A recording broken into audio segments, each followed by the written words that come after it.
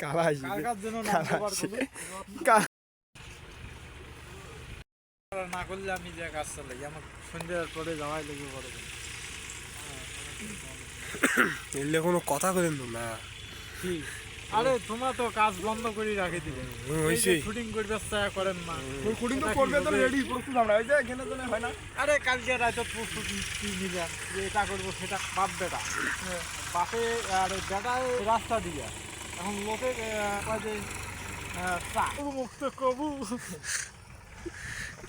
তোমার এই লাস্টে এইটা হবে ফাইনাল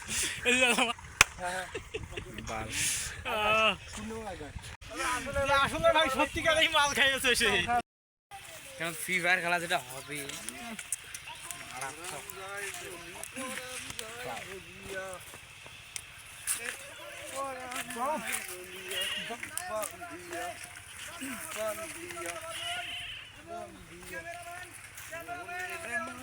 দাদা হিসেবে চরিত্র করছেন এখন।